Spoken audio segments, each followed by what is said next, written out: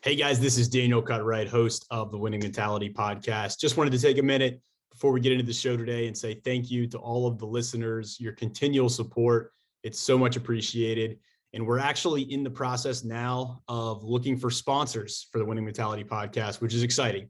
And so if you want to get the word out about your brand, product, or event, we have some phenomenal guests coming up soon. You can reach out to me via email. It's cutrightpodcast@gmail.com. Once again, cutrightpodcast@gmail.com. And we can find a way to work together to tap into our network of loyal listeners to keep the show going strong. Support comes from listeners like you. So thank you again for your continued support, encouragement, and sharing each episode to spread these awesome stories and positivity they deliver. If you enjoy the show, you can show your support by donating via Venmo to username @winningmentality. You can think of Venmo as like a virtual tip jar. And so these donations will go towards hosting and production expenses, whether it's $1 a month or $10 a month. It's all appreciated and helps keep the show going strong. And so think of it like once a month, you're buying me, the host, a cup of coffee. I love coffee and I love doing the show. And so it's all very much appreciated. Even if it's just a one-time donation, that's awesome too, and can help us continue to grow the show and leverage additional resources to keep bringing on quality guests and inspire more and more people. And so if you decide to donate, feel free to also include a short message and let me know why, whether you just enjoy the conversations or maybe there was a specific episode that impacted you in some way, shape, or form. I would love to hear about it. Last thing before we get into the interview, I'm always appreciative of the listeners who take the time to leave a 5-star review on Apple Podcasts or Spotify. These reviews and ratings help new listeners find the show and also let future sponsors know what the listeners like you think. Thanks to everyone who recently shared an episode on their Instagram and Twitter as well. Tag me and the guests from that week, and I'll do my best to reshare. So again, thank you for all the support. Now let's get to it.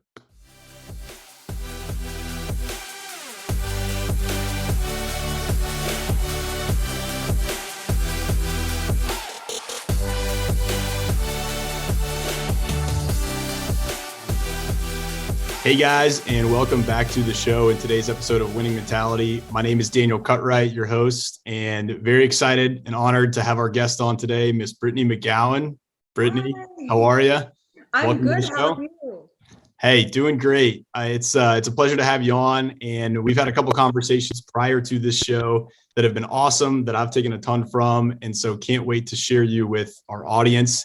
And I'll give a little background for context before we jump in, but I think this conversation is super relevant given that it's May, which is Mental Health Awareness Month. And so the topic we're going to hit on today does involve mental health and mental wellness, something that I think is being talked about more and more, and we'll get into that.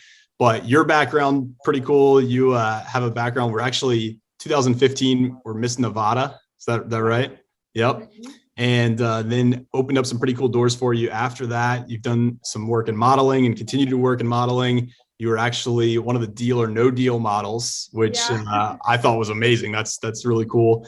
And you do a number of other things that maybe we'll touch on as well, as far as running your own photography business and doing a blog for skincare. Yep, skincare blog, and a big advocate in the mental health space as well, as we referenced. And so before we get into that, I like to give that context and, because I think you're the perfect person to talk about this topic. When I was talking to you before, one of the things that really struck me about you is that, you've done all these things that are, have had a lot of success, but you have this demeanor about you that's very genuine and very humble at the same time. And I think it creates this level of trust with people when you're talking about a topic that can be a little bit heavier. And so I love that you're in this space, and just really glad to have you on the show here.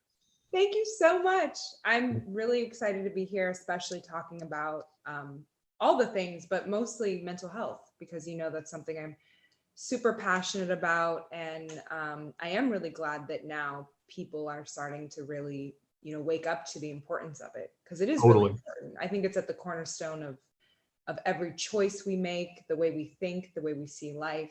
And so it's vital. And I think it's a lot more important than people realize. So I'm excited people are talking about it now. Absolutely. Yeah. And I've done a couple other episodes on mental health, and those are always the ones that I just get amazing feedback on. And so I feel like I'll probably continue to have more and more of these conversations with people from different facets in this sector. And so, your background, and I think this is a nice buildup before we kind of get into that piece of things, but talk a little bit about just, kind of the world of pageants and Miss Nevada 2015, like that's kind of a big thing. But was that always the goal for you, or how did you end up going down that route? Oddly enough, pageants were not a goal for me at all. Not on my radar at all. Modeling at the time was more of a goal.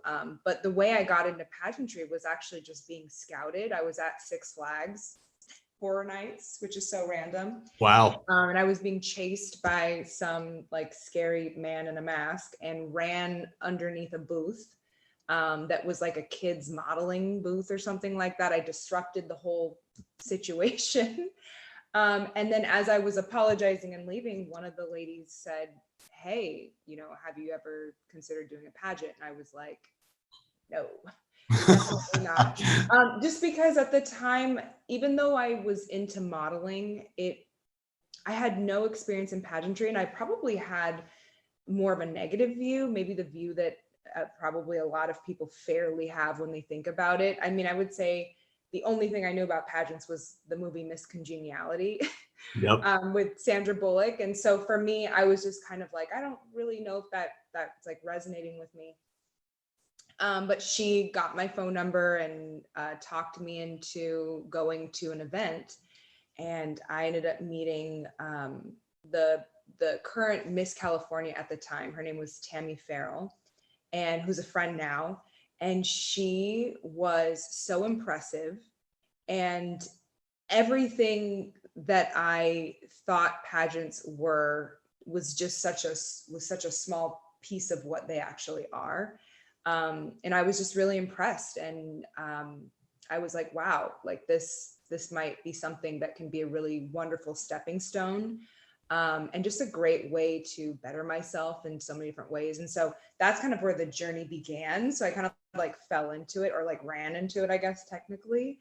And then from there, I just am someone who, when I'm involved in something, I just want to go for it. Like, so I was like, okay, game on, like, let's go. And so I found my way to Miss USA.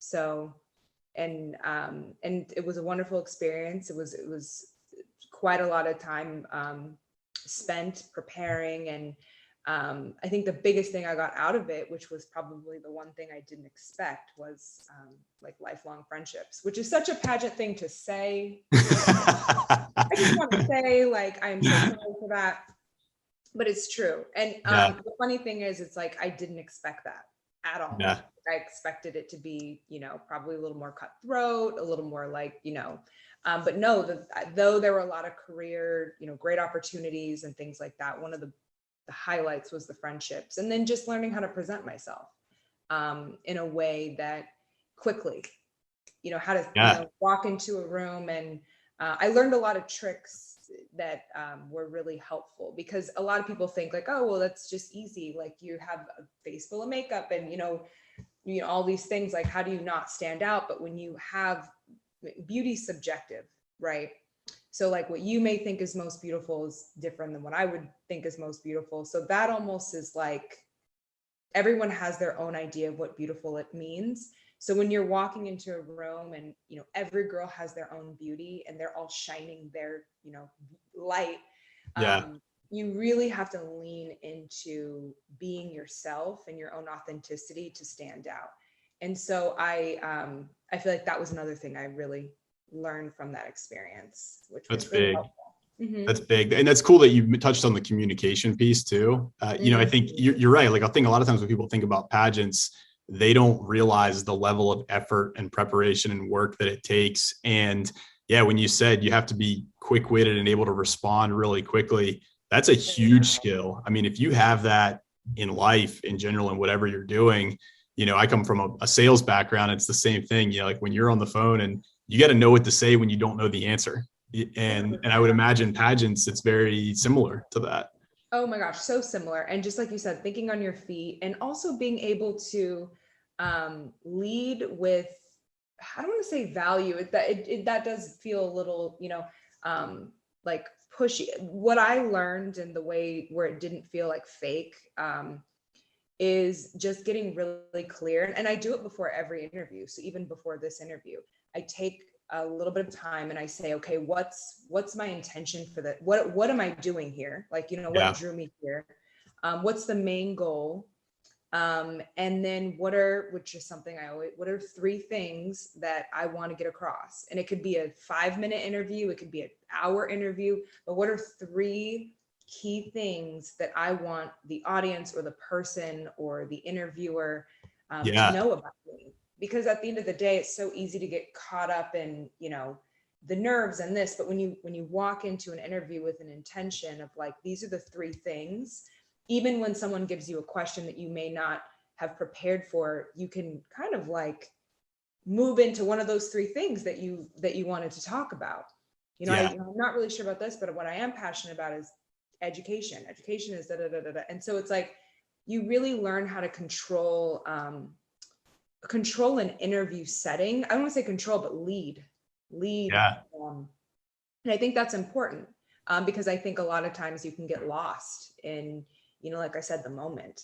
And so pageantry really helped me do that. And again, for me, it's about leading with the essence of who I am. You know, my big thing is like, when I leave an interview, or if I leave, you know, any situation, I want people to feel like who I am, rather than, you know, a list of things that I've done. And so that's kind of like something that I took away from that as well.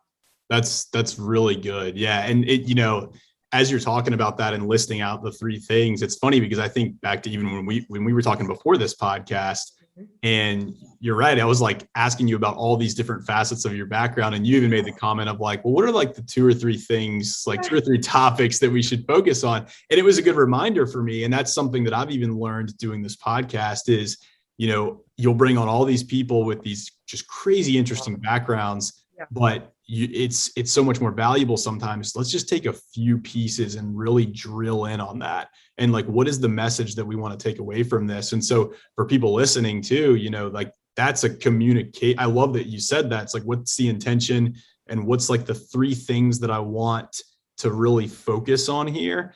That's such a just great approach to communication and whatever people are doing. So I really like that you said that. Yeah. And again, it's something that has, you know, gotten me through so many job interviews. I mean, I would say that's probably where I use that skill the most. And so I feel like that's something I've really taken away, and I'll never forget it. It was a pageant coach who taught me that, you know, what do you want them, you know, pick 3 things you want them that you want to make sure you touch. Because in the interview, it was so quick. It was such a quick amount of time. And so it was, I think she did it in the sense of like, we don't have a lot of time, so we want to make sure that we, you know, focus on these things. But I kind of took it and kind of made it my own of like, okay, you know, I brought it into like the essence of my being and all that, you know, the dramatic, like probably looking too into it thing. But like, I'm really grateful for that. Yeah, that's big too. I mean, you mentioned the authenticity piece and just being true to yourself. And I would imagine that, I mean, that's a reminder you have to put back in front of yourself a lot in something like that, where I'm sure it's easy to compare, and anyone can relate to that. And we'll probably talk about social media a little bit here too, when it comes to mental health and mental wellness, but it can be really easy to get into that comparison game. But the people that are really successful, I think they figure that out of just, you know, they learn how to not care what people think as much and really be true to themselves, you know, and that's what people gravitate towards ultimately. It's hard. It's so hard. It's something that I think being in the modeling industry and then pageants and even deal, I mean, anytime you're in a situation where people are choosing, you know, this person over that person, or we're going to give the interview to this person instead of that, even on deal, even though it wasn't like a competitive thing, it was like, you know, they chose certain girls to do press. They chose certain, so it's so easy to take that personally. Or even social media, this person is posting and they're getting more, you know, views or comments or likes and all of that stuff. And I think it's superhuman to feel that way. But what I've learned is and I'm still learning, it's not necessarily about not caring about what other people think. Because I feel like when you shut down a part of that part of you, I don't think you can operate by shutting down like a part of you without shutting like all of you down, if that makes sense.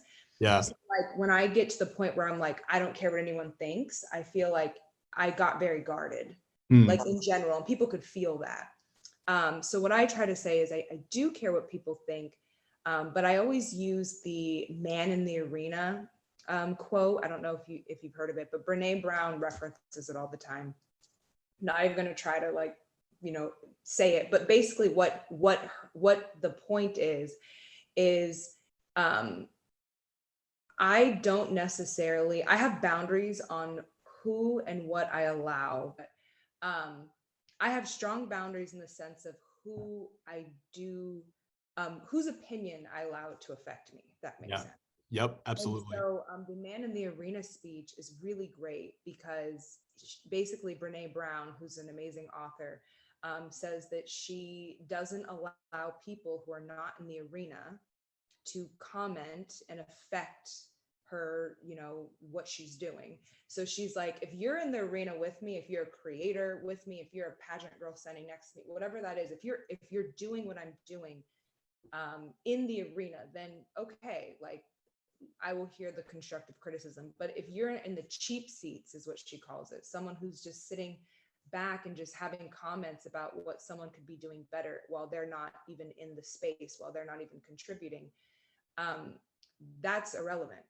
You Yeah. know, so I feel like it's about just knowing, whose opinion to value, rather than kind of like not caring what people think. But it's hard. It's still really difficult. I mean, it's like a dance. It's not something that I think that you just get one day and you're okay. Like I'm not comparing myself, but I do think it's something that you can have a level of self-awareness to where you could notice when you start doing it, and then go back to your core values and be like, okay, what do I know is healthy for me? What is the truth in this situation?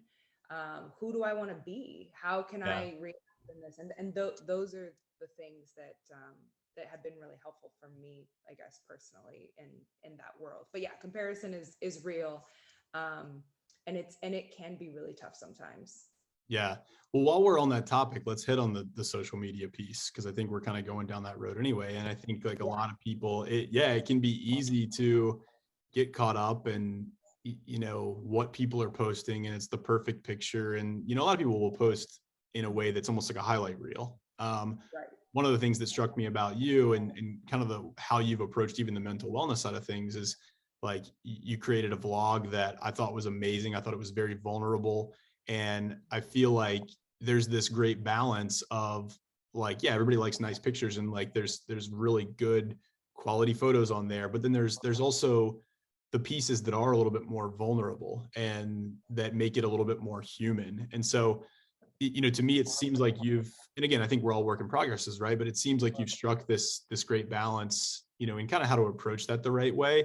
But what would you say to people in regards to social media? Like how do you not get caught up in maybe the comparison game, or are there ways where you see this affecting people from a mental health standpoint? I think it's about knowing yourself. I think everything goes back to that and knowing what you feel comfortable with. I took um, a time away, like completely. I'm still kind of getting back into posting regularly, because I felt like I needed to.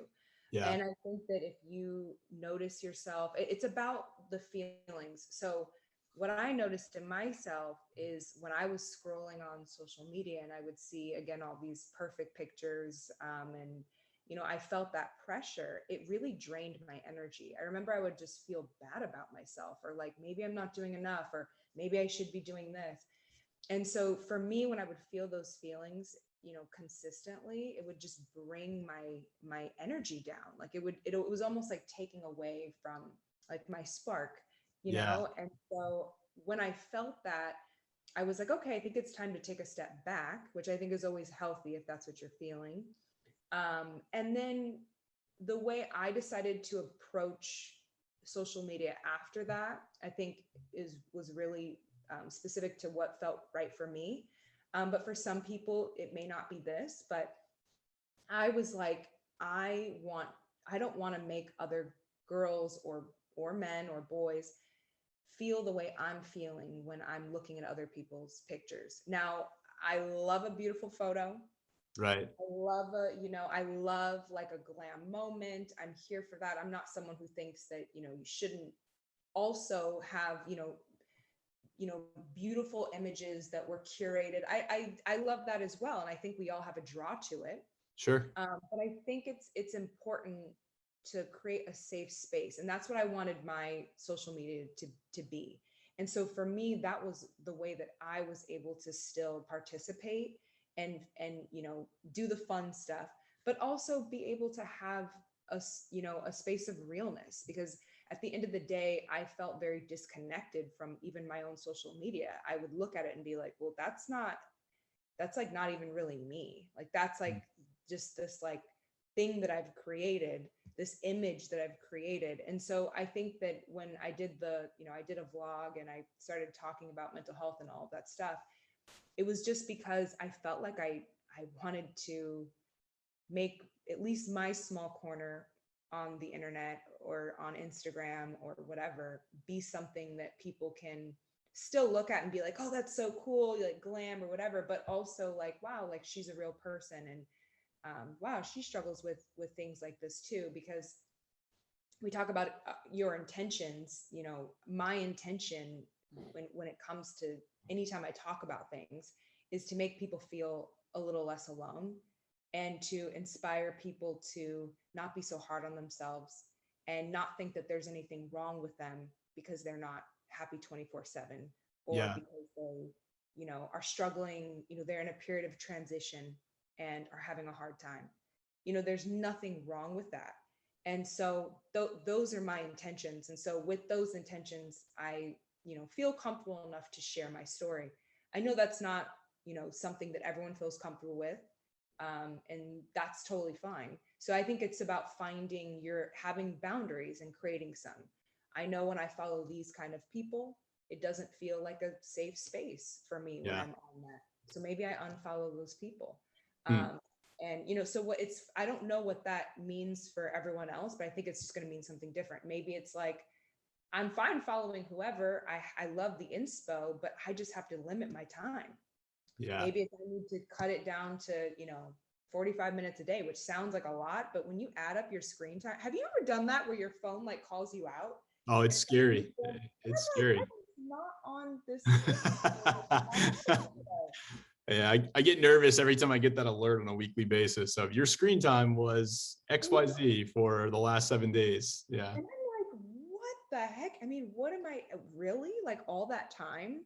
Yeah. And so it's like, maybe it's being more aware, maybe being more intentional of who you follow. And then I realized too that the algorithm, I like play it, in my favor. So like, if you were to look at my feed, no matter with who I'm following, my like explore page is like animals, Oh yeah. baby cows specifically. Baby count, nice.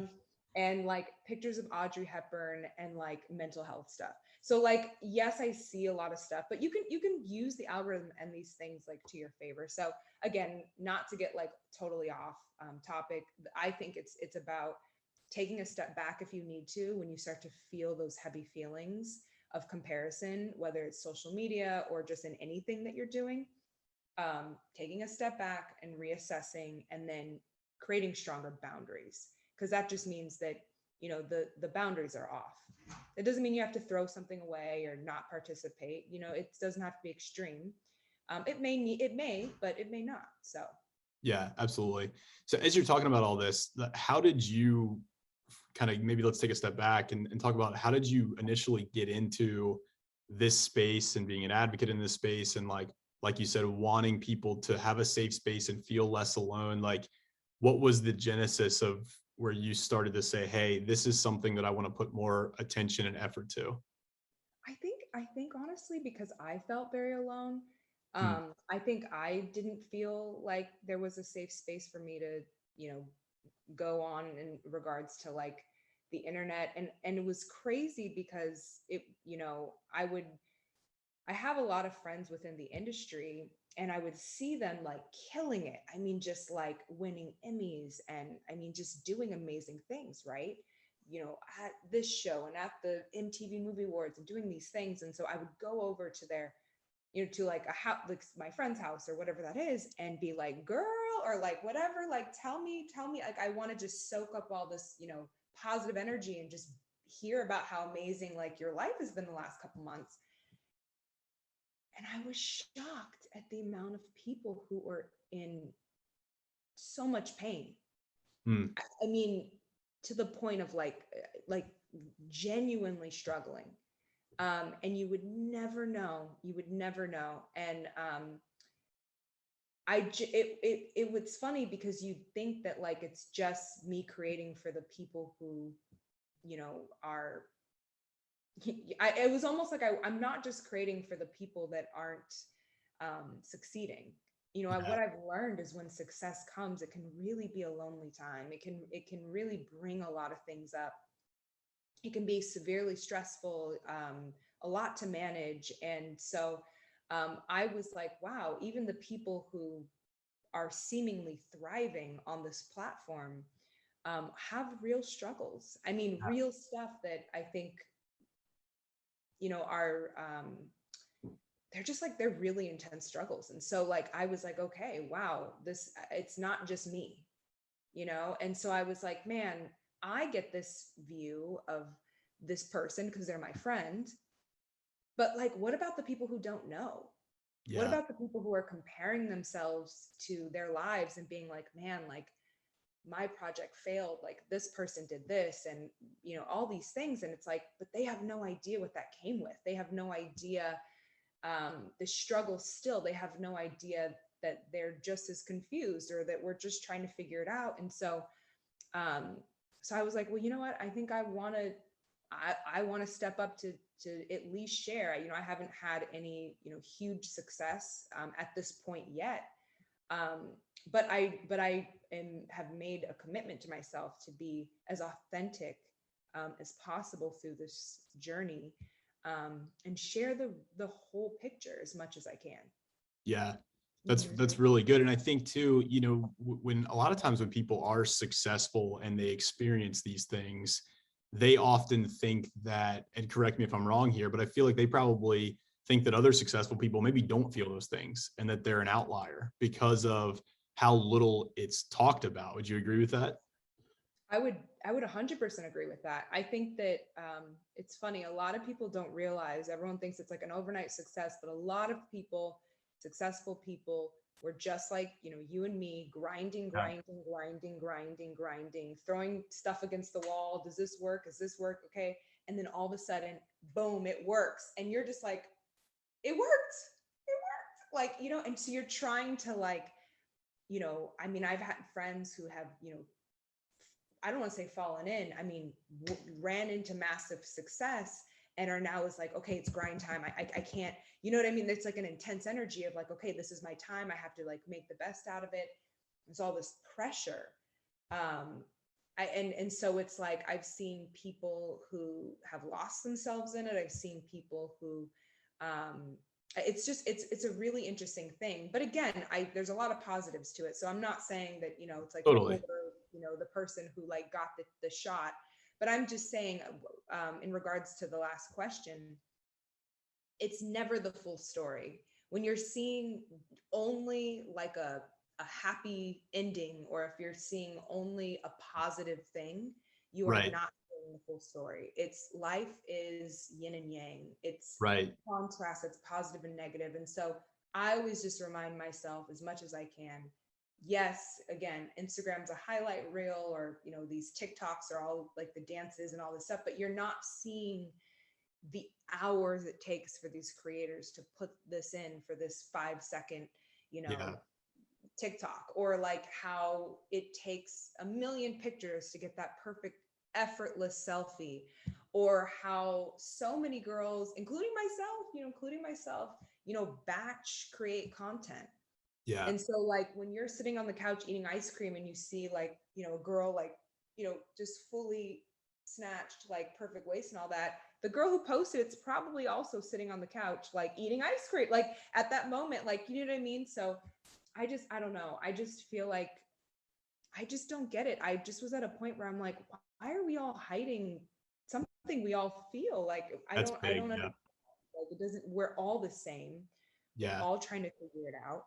There's no shame in not knowing all the answers. And so let's talk about that and let's explore this together.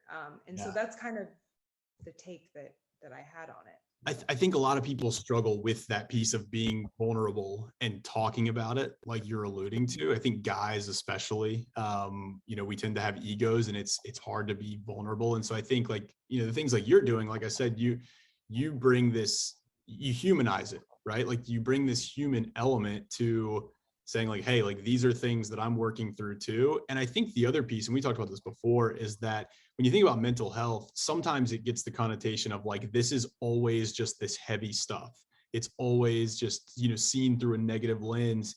Whereas, and you said this to me, but mental health doesn't always have to be heavy, right? Like, and I think just like the more and more we talk about this and make people comfortable talking about this, like this is just a normal thing. Like we all experience this, just like if we sit in the sun, we get sunburn, right? Like it was a terrible analogy, but like, like Right. it's like we all experience the same thing. Totally. It's so true. Again, I think a lot of people have used this example, and it's a perfect example, which is why I'm going to use it. But we should be looking at mental health like our physical health. And Yeah. so every single workout, like, down to the wire, where you're preparing for like a triathlon, and like, no, like maybe there might be some points in your life where you are preparing for, something that's a huge physical challenge. And so, yeah, you're going to have a little bit more of an intense workout situation. But for the most part, it's 3 days a week, 4 days a week, just trying to like, do what you can. And, oh shoot, I had a cheat day today and thought I was going to do this, but I did this. And so it's like, it's about like understanding. It's the same thing with mental health. It's not always preparing for like, an emotional triathlon. Sometimes we're faced with, a bad breakup or a loss of a job, or God forbid, grief, loss of someone we love, and or abuse, and there are those times where it's heavy. But I always like to encourage, it's a lifestyle.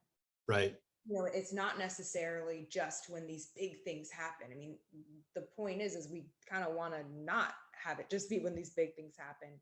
We want to have the upkeep, so when these things happen, we have the tools to navigate. Yeah. And in regards to the vulnerability that you touched on, I really think that it has a lot to do with us being too hard on ourselves. And I think expecting, perfectionism, or us to, be stoic, or especially, men, but women too, and I just think it all goes back to just that, understanding of we aren't expected to be anything more than human. Like this is what we are. Yeah. And we have emotions, and to act like, even forget about to the world, but to deny ourselves of Yeah.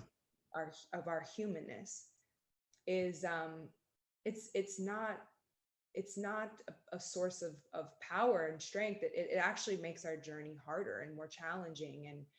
And so I think, as far as the vulnerability, I always say, look, I don't expect people to share with the world, or even share with, that's a very personal choice. Yeah. To share. But I always encourage people to at least have vulnerability within yourself, because I think a lot of people don't even really allow themselves to be vulnerable, like just with them. I gotta man up. I gotta keep going. I gotta, like, why is this bothering me? Like, it's like, no, like, okay, this is bothering me, or I'm feeling, I don't, it doesn't really make sense to me right now. But, and I do this practice too, where I'm like very in touch with my feelings.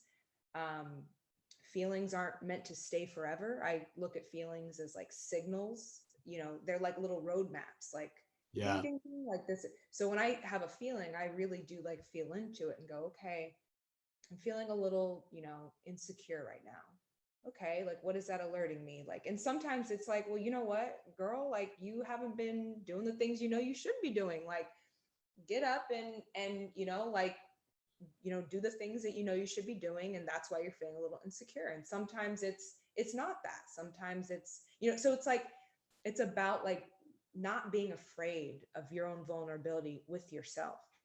That's really It's good. like, let's not even, we can't even go to like vulnerability with other people at this point. I feel like we need to focus on ourself. You know what I mean? Yeah. Yeah. There's a lot of direction. I love what you said there. There's a lot of directions that we could go. One of the things I want to call out, because this actually resonated with me a lot, but when you compared to just like physical upkeep, right, of our bodies, like I come from an exercise physiology background, and I think about, a lot of people talk about like weight loss and those sorts of things. I almost like to say it's more of just like health management, right? Like it's a lifestyle. Like these things that if you want to live with a healthy physical body, it's not these diets that you do for 30 days and you lose the weight and then you stop. No, it's implementing and creating habits that are sustainable, that you can do on a daily basis, that lead to overall good physical health. And that's where, and this is a little side tangent, but I always like to tell people this, just again, coming from a health and wellness background, having done personal training, when it comes to weight loss, even people get so hung up sometimes on the number on the scale. And I'm like, there's so much more to that. How do you feel? Are you stronger? Sometimes even when you start a weight loss journey, your weight's going to go up a little bit first because you're gaining lean muscle mass. And then that's going to make you healthier. And then you'll lose the weight after that. And so there are all these things, but it comes back to just the daily habits. And I think when we think about our mental health too, and this is something that I've been realizing, especially over the last year, I've gotten a lot more into mindfulness and the understanding of how much more physical mental health actually is. Like your mental health is not this separate entity from your physical health. And you touched on it. It's like, okay, if I'm feeling this, maybe that's a signal for something.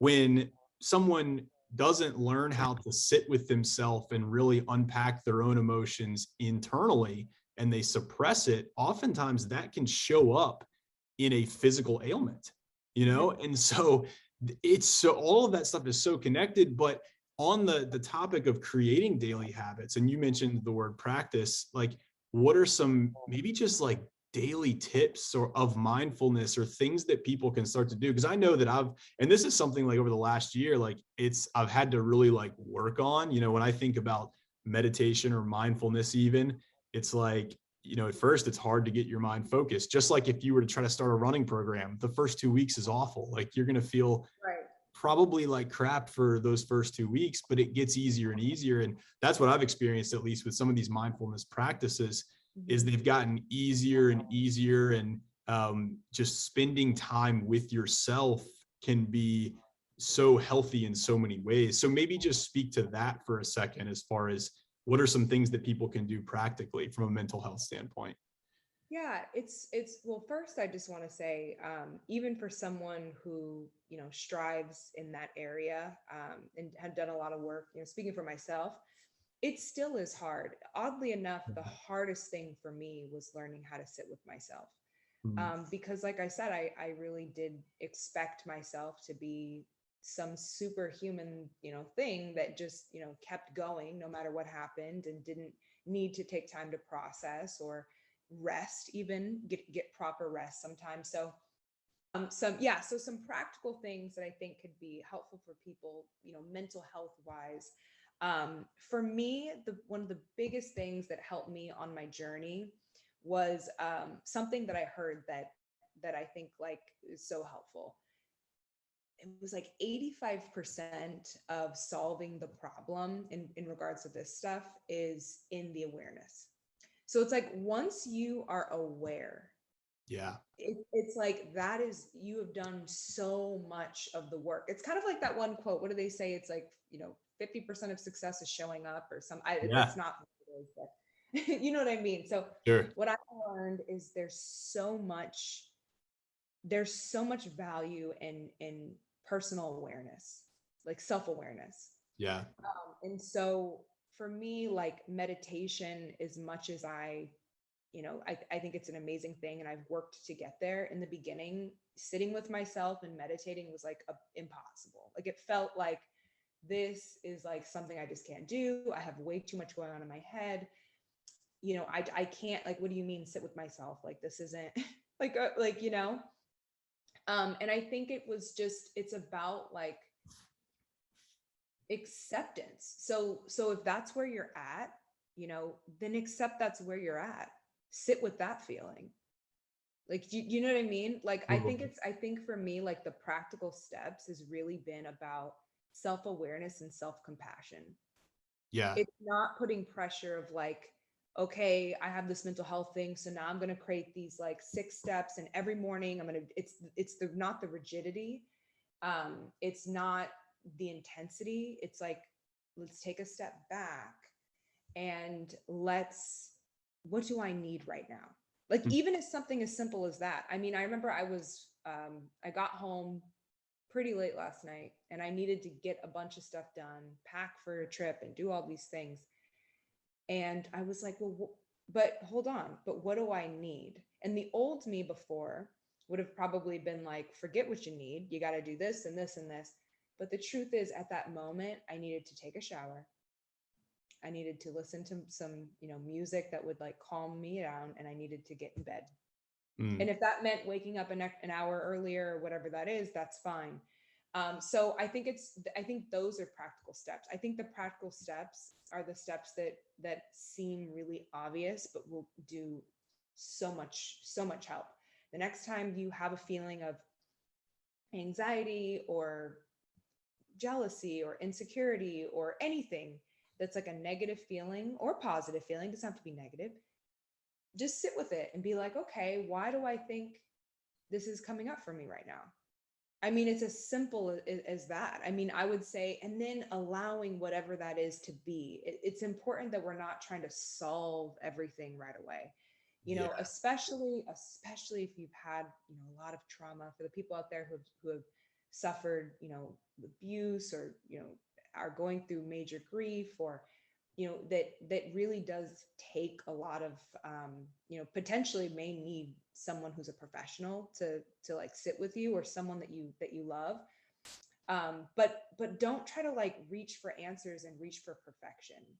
Like, reach for self-compassion in That's those big. You know what I mean? And so Totally. like, I think that would do so much. And then I would say the number one thing that you can just do that's really easy is like rest. Like, it sounds crazy, and I don't know if it's just an LA thing, or like people who I'm around who, like, they're just like driven. We just don't give ourselves enough rest to properly like rejuvenate and like be in a space to like show up at like 100%. It's like, we're not getting enough sleep. We're not getting, like, it's like the building blocks. Like, are you drinking enough water? Are you resting? Are you getting sleep? Like, these are the things that we prioritize. And so I guess, like, it would be like, focus on getting sleep, I would say, and rest. When you have a feeling, sit with it and go deeper. Why is this coming up? I always say, you don't need to be afraid of your feelings. They're not going to attack you. They're not going to, you know what I mean? All it is, it's just a feeling. It's just an alert. It's just telling, it's a signal. Just listen to what it's telling you. And then the third thing is self-compassion. If you get to a point where you have a feeling, and then you listen to what it's telling you, and it's telling you, maybe you get down to the point of like, I just don't feel good enough. Like, just straight out. Like, maybe if you've asked why, and you're like, well, just because I just don't think, I don't really like myself, or I don't really feel like, that's okay. You don't need to feel bad about that. Now you know, wow, somewhere deep down in my life experience, something happened that made me not love myself. Where did that happen? And then maybe after you get to that point, you take a break, and then you revisit another day and be like, okay, dang, like, well, let me start thinking about, like, was it when my, dad left and I thought that it was this, or was it, when this happened, or when I was, my friends bullied me, and you, like, you know what I mean? Like, it's when you start to like go through, and you can do this alone, or you can do this with a therapist, or you can do it with someone you trust, like a friend or a parent. Sorry, that's so huge, because I think people often skip that step. We go straight to trying to solve. And I'm guilty of this, right? Like we will try to skip that, we'll try to skip that step of the recognition and just like you said, just the awareness of, okay, like this is what I'm feeling, like not being scared of that thing and not trying to just automatically, well, how do I fix it? Well, no, let's like understand what it is and where it's coming from. Like what's the root of this? And again, I think back to like our physical health too, right? Like sometimes we just want to band-aid the ailment, where in reality, we need to understand what's causing the ailment and really take a step back. Maybe it's something lifestyle wise that you're not doing. And this is so relevant for me because I had a physical injury where I'd gone to some doctors and they were trying to do just that. And basically, telling me like, hey, this is something that we need to prescribe this drug for. Well, drug's doing nothing. And so I ended up going to this acupuncturist and getting some work done. And she was super helpful. But one of the things that she said to me was,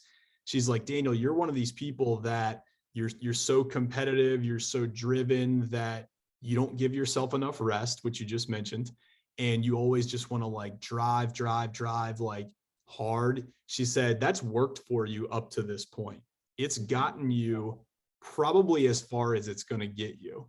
And maybe this is happening for a reason so that you can make that jump to that next level of yourself. And that really stuck with me. And I think about it in relation to what you're saying too, from a mental wellness standpoint and just a mindfulness standpoint of how we think about and process our emotions. A lot of us have gotten to that point where it's like, we're going to get as far as we are going to get thinking in the way that we've always thought. And it's you've got to make that progression of like just slowing down. It's the slow down to speed up. Like sometimes we have to force ourselves to just pause, rest, really like get to another level of understanding about ourselves before then we can go on to that next step. So that when you said that, that really resonated with me. That's huge. Yeah, no, and it's funny what you just said. It kind of goes back to when you start to dig deep in your life. I mean, you get to know yourself. When you start to really invest in knowing and understanding why you see the world the way you see it, what drives you, and what has driven you up into this point, it really does take you to a space where you start to realize that maybe you've been operating your whole life from a place of insecurity that stems from when you were 13. Yeah.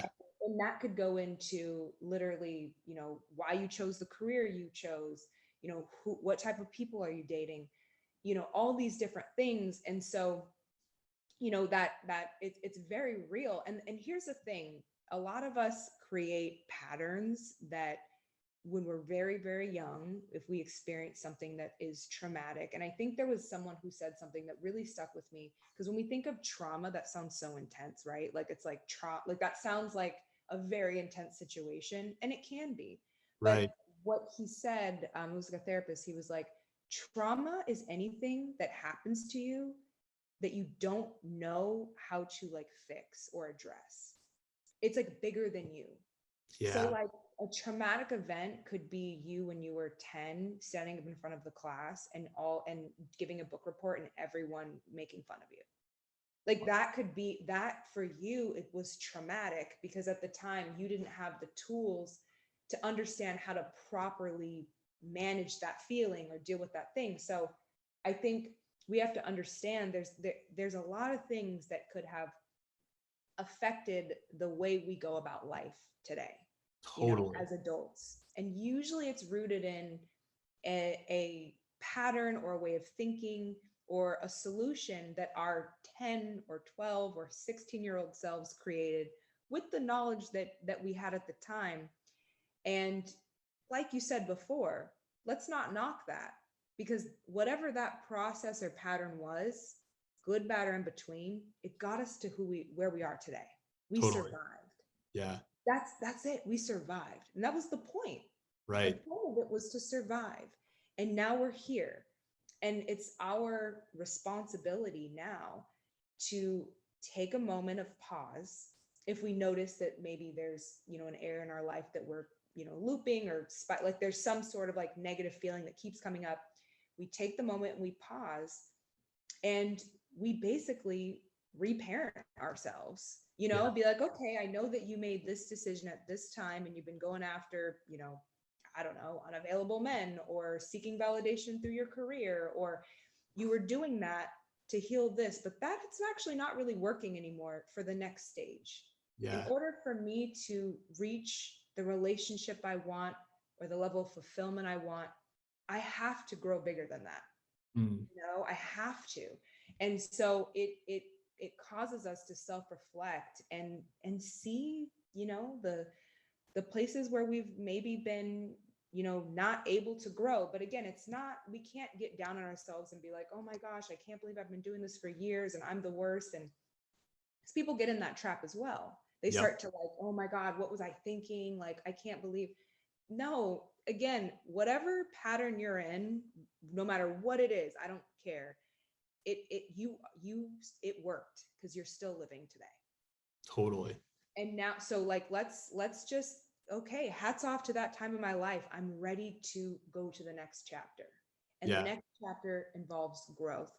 And so again, it goes back to self-compassion, taking responsibility for your choices, owning it, but not in a way that is demeaning or, brings your self-esteem down, but in a way that is, you're looking at it for what it is, Yeah. and then you make the decision of, where do I want to go from here? Yeah. With a new set of eyes. And again, that's a process that could take a year, that could take 6 months, that could take a week. You don't know, but yeah, so it's like, I completely resonate with what you were saying. And I think people just need to remember, it's a process. You can't be too hard on yourself.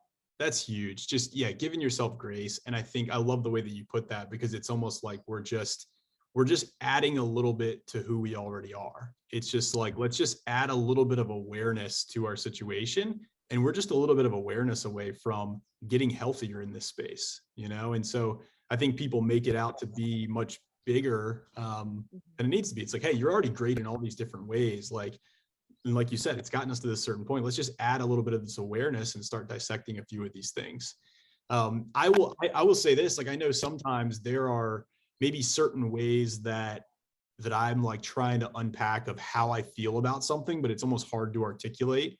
And then I'll be around certain other people that will say something that will kind of help me unlock these things. And I think there's elements of community from a mental health standpoint that are big. Have you seen that, in your own life, or, speak to that part maybe a little bit, as like, how important is community when we're talking about these things?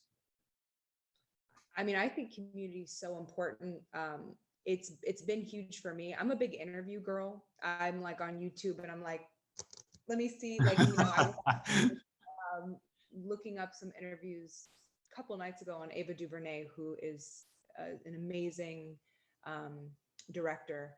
And she's someone who I admire so deeply. And I was feeling a little discouraged, in the sense of my biggest dream in life is to be a director. And I feel like I haven't been stepping into that space, out of fear, oddly enough. And it's almost like, I don't know, I'm like, well, am I like getting too old to do it? Did I miss my time? Like, all of these things, like, and so I was watching all these interviews, and she talked about how she didn't pick up a camera until she was 32. She never went to film school.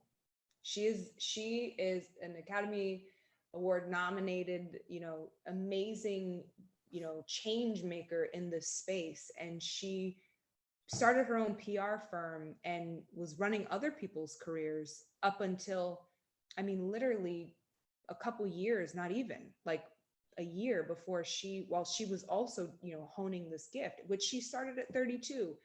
And so it's like, talking about how she felt like she was in a space of her life where she had dedicated and built her life around this PR company, but then kind of had this interest, and like navigating the transition to, from where she was, which was wonderful. I mean, it was a part of where she wanted to be at first, but now she's transitioning to something new late in the game, so to speak, even though it's not old, but late in the game. You're not, 22. and also being a woman with all of the pressures of like what that you should be married, you should be, having kids and all these things, I really was able to pull strength from her story. So it's important to remember, it's like community doesn't always have to just be the people that you can touch. Yeah. You have, I think, YouTube and even social media, whatever that is a really good resource to, type in someone that you find inspiring and watch an interview and pull from that. And honestly, it's something I do daily. I love interviews. They're my favorite thing in the whole world. Absolutely. And, yeah. So that's kind of how I do it. I also try to have very real conversations with my friends, because it's really, really easy for us to fall into like, just, I don't want to say surface conversation, but kind of like, oh, this is what we're doing. This is that. Oh, what's that? Like, but like to really sit across from my friend. I remember the first time I did it, because this is new to me even. It was like 2020. And I remember I was sitting across from my friend and I was like, she's like, oh, what's new? And I was like, I'm kind of sad and I don't really know why. And I'm kind of struggling with it. And I know I don't really like, and it was like, oh, I actually understand that. I'm kind of going through something similar like that too. And it just was this like beautiful thing. And so it's like, I try my best to just show up as authentically as possible. Yeah. I also have boundaries. I don't share, if I haven't,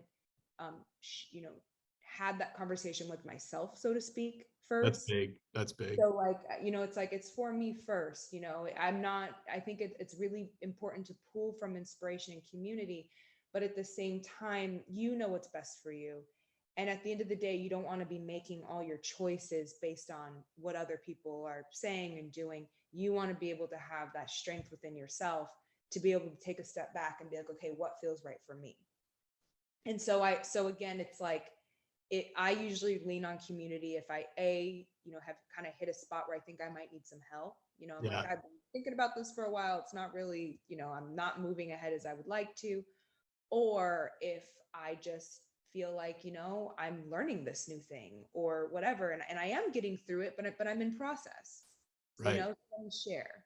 Yeah. But again, it's not, I have boundaries as well. So it's important to have that also, to understand that your own sovereignty, and the most important thing is the relationship that you have with yourself. That's really good. So important. Yeah, I was, one of the things I always say about even doing this podcast, and, I have people that I'm close with, but as I've gotten to interview different people and the conversations that I've been able to have, I've kept those relationships up outside of just the podcast interviews, and the conversations, like you said, about higher level stuff, not just surface level topics, have been really fascinating. And to me, they've been helpful, even if it's not something that I'm maybe directly working through at the time. I think just having more of those real conversations with people like yourself and other guests that I've had on, it's, it's like you file away things for later almost, that you're like, man, we were talking about that, like that makes this make a lot more sense. And so I think just putting yourself, for at least from my perspective, putting yourself around other people that, are moving forward and that are willing to work on themselves in these things and like work through these things. For me, I've found that to be really beneficial too. Yeah. And that's a really real thing, because not everybody, and this was something I had to learn actually, not everybody is interested in those kind of relationships. Right. Not everyone is interested in doing that self-work.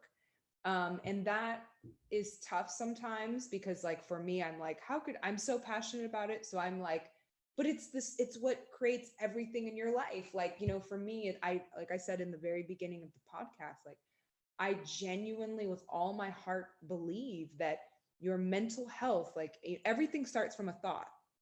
You know what I mean? Everything begins from an idea from within. Yeah. So don't you want to know what is driving that? Like, don't you want to know? I mean, do you really just want to just let it be on autopilot, or allow people who have hurt you in the past, or just chance experiences? Like, you just leave that up to fate? Like, no, like don't you want to understand and then be able to navigate your life in a way that is going to be less painful or more fun or just more like of life, like the beautiful side of life, because we all know that there's both. Right. So for me, it was really hard for me to accept that some people are not interested in that conversation. Some people do want to stay in that space, and they have every right to do so, and there's nothing wrong with that. And so what I've learned is, instead of trying to get someone to, want to have that conversation, it's just like, okay, no, like I now know the people that I resonate with and the people that I can connect with, and those are the people I focus on in having in my life. And unfortunately, if someone isn't able to do that, or just whatever reason, like it's just not a good fit, and that's okay. and, Right. and it's like, that's just something that you have to learn in regards to just being able to know that, like, I guess it's a personal security Yeah. kind of a thing. Like, you feel secure within yourself. So if that means I have to walk alone for a bit, or if I need to like find a new friend group, or whatever is going to bring me closer to my truest self, are the steps that I'm going to walk towards, even if that means finding a new community. Yeah. That's so good, man. I love this conversation. This stuff is so good. Yeah. Yeah. I know we're kind of winding down on time here too, and this has all been great. So I want to hit on really quickly, just maybe Mhm. shifting gears slightly, but maybe from like an entrepreneurial standpoint. Like, let's talk about this a little bit, because this is something that, um, when we were talking about your background, and I at first didn't realize like all of these different things that you're doing, and pretty good at managing a lot of different things. And, I like talking to people that are still in the weeds on getting things off the ground and figuring things out, because I love hearing their thought process around it. And so, for you, we didn't even talk about the deal or no deal, Yes. situation and how that came up. Maybe we'll say that for the very end and just kind of tell that story. But, after that, you run your own photography business now, you run your own blog for skincare, you're doing modeling, and I'm sure you probably get inquiries to do a lot of other cool things too. Um, Mhm. but from the standpoint of the photography business, I know this is something that you're really excited about. Talk about just what it's like early on in that entrepreneurial journey. I know we talked about, when anybody's starting anything, a lot of times you're wearing a lot of different hats and, carrying a lot of different roles with that too. So maybe just speak to that and just kind of how you're managing all of these things. Yeah. Oh my gosh. It's so, I don't want to say difficult, because it is really exciting. Especially when you're passionate about something. Photography for me is like, I almost feel like it's my little step before I like jump into video, like to what I truly want to do, which is um, really focusing on film. But a lot of my favorite directors started with photography, Stanley Kubrick specifically. But essentially, when you are, getting a business off the ground, so I've been doing this, I would say, like on the side, photography for, I mean, my whole life. I'm self-taught. I learned everything I know from either real life experience or YouTube. And so I basically was able to kind of start working with businesses essentially. I remember even when I was on the set of Yeah. Deal, I was running um, the creative for an oatmeal company in Nevada, like a full blown. So I had like, okay, I'm getting hair and makeup and I'm on the phone, like, editing and doing these photos and doing this and, contacting this person. And we have this, event here. Well, maybe we can do this. And I was doing all these other things. And I don't even think anyone really knew. But it's like, it's anytime you have, like I said, I feel like you're wearing, like you said, you're wearing a many different hats. I think it's just important to rest. And also, it's a goal thing for me. So this is kind of how I do it. So like, I go, okay, I have this company or this business. I work with small businesses specifically. I basically try to create really great content for a more affordable price than, hiring a huge, creative agency or marketing agency. Right. So what I basically do is I'm like, okay, I have this business, but I also really want to be a filmmaker. I Yeah. also have modeling here, and I also love skincare, and the blog on the side is really fun. So I'm like, okay, here's all the things I have. And so what I try to do is break it into like a year, like goals for each thing for the year. Because that's what keeps me focused on, like, because it's easy for time to just pass, if that makes sense. Yeah. That's what I, you 2 years can go and you're like, oh my God, I never did the film, or I never did this. Or so what I'm like, okay, my goal for my social media / marketing company is to, I want to scale it here, and I want to do this. So what are 3 things I could focus on for the rest of this year, since we're like halfway through pretty much, that are like 2 or 3 things I could really focus on that will move me closer to that particular goal. And then I literally will put that away, and then I will look only at my film and be like, okay. And sometimes I have to do like weeks, like usually I'll be like, okay, a week will be spent on my social media business / marketing company, and then then I'll have a week break, and then the 3rd week of the month I'm focusing on my content for the blog. The final week is here, and it's about being able to, I hope that all makes sense, but it's about, for me, the way I do it, and again, I'm still learning, is having 2 or 3 goals that are going to bring me closer to my ultimate goal. And I Yeah. only focus on that. I don't get lost in anything else.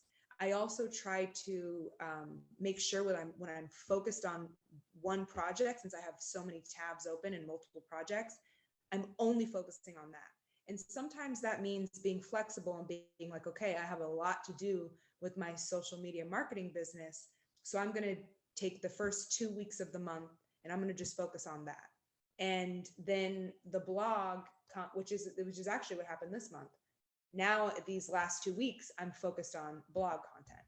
So it's just about being able to, again, make clear, definable 1 to 2 step goals, to get closer to your end game. Because again, Yeah. it's the end game is so important. If it's a money number you want to make, if it's amount of companies you want to work with, whatever your end game is, you want to make sure you're moving towards that intentionally. Because time will keep moving, and all of a sudden it'll be 4 years and you'll be like, oh my God, I never really did this. So again, 1 to 2 goals, for, between 3 to 6 months. I usually have like a 3-month mark, a 6-month mark. And then I reevaluate, because sometimes looking a year ahead is too far in advance. Totally. I need to leave room for, change, shifting, things happen. And then aside from that, getting rest in between these things. And when I'm focusing on, one particular thing, that's all I'm focused on. If it's like for an hour, that is all I'm focused on. I don't have, the blog in my mind here. It's like, no, this is the only thing that matters right now in my life. This thing I'm looking at. And then that's just how I move. So I don't know if that makes sense. It does. It does. And I'm glad you said that, because I was just going to ask you I was getting the sense that you were good at compartmentalizing. And, and one of the things that I realized about you is, like you alluded to it, but like, I think some people can just try to make too many goals or too many steps, and they get lost in all this. And, even as you were describing, some of just the mental health awareness tips earlier, it's, very simple, like simplifying into a couple bullet points, not over like weighing yourself down. So it's like, because I'll get that too. People are like, dude, you're so busy, or like you do all these things. And I'm like, as a matter of fact, like I'm actually a terrible multitasker. Like I'm just really good at compartmentalizing. And like you said, like I think we think very similarly in like how we plan things out, but just like, blocking like things off into smaller pieces, into compartments. And, like I used to always call reverse engineering. So when you said, what's your end game? Like, what's the end goal that you're looking at? All right, now let's like just work backwards on what are the steps that are going to move me closer to that. And now let's just take it step by step. Let's just walk out and execute the plan and break it down into bite-sized pieces. But, so many people, they try to, just focus on this big end result, and they get so inundated with this thing that's, seems so far away, when you can just back up and take the small steps to get there. Take the small, it's so the small steps. Yeah. But it is important to know what you want and be able to be truthful about it. I mean, sometimes we don't allow ourselves to dream as big as we'd like. So it's like, my thing is like, I try to make goals that excite me. Like if I'm not excited about it, then I'm like, I'm not going to stay like consistent, even though Yeah. it's scary. It's still, I still try to make goals. So it's like, okay, what's really what I want from the social media business? Is it to have it forever, or is it to like sell it? Is it to, have a certain amount of people working under me, and it's just like income that I'm just kind of like overwatching. Like, what really do I want with this? Or is it just a means to an end right now to get me through to get what I want to survive now while I set the foundations for these other things. And those are things that can change. I think for a while I was like, no, I think I want to scale this business and do this. And oddly enough, the last couple of weeks I've been like, if I had my dream life, I don't know if that necessarily is a part of it, because like I said, photography is a passion of mine, but I really do love film, and I would love to maybe make my blog and my, be a documentary director and have that be the center of my life. But right now I'm still, figuring that out. And so I think for me, it's like being able to be okay with where you're at during the process, and understanding that you don't need to know all the answers. And that's why I don't try to look too far out. At this moment in time, the business is amazing and it's working for me and it's going great. So I'm going to keep building it. But I'm going to allow myself to, evolve, however that goes. But that still doesn't mean that I'm not grinding, and like, I don't like that word. That sounds intense, but that doesn't mean that I'm not focusing on my still end goal for the best case scenario for that business. Because if I'm going to work on it, why not work towards, something that is like stable, that I want it at a place I want to be at. Yeah, there's so much good stuff in like everything that you're saying, seriously. And I think I would encourage people to go back and listen to this episode twice. And there's two things that you just said in there, seriously, that really stuck out to me. The one is basically allowing what you want to evolve. I think people don't often give themselves that grace. I think or give themselves that flexibility rather. Like, I think they get so locked in on like, this is what I said I wanted, and I'm sticking to this. And they like fight that might actually be changing for them, because they were so sold out to like, well, I went to school for this for 6 years, so now I have to do this. Well, maybe that can change for you. And I think that ability to be open-minded to the fact that those things might change can open up endless possibilities and opportunities that may be better for you that weren't even on your radar, Yeah. And so I think that piece is huge for people, And I will say that's not a natural thing. I mean, not to like bring astrology and not to be that person to be like, I'm a Virgo, but I Yeah. am. And I really like to know. I like to plan. I like to have a clear, we're headed here. Got it. And so learning to have flexibility is not a natural thing for me. And so I would definitely, share that.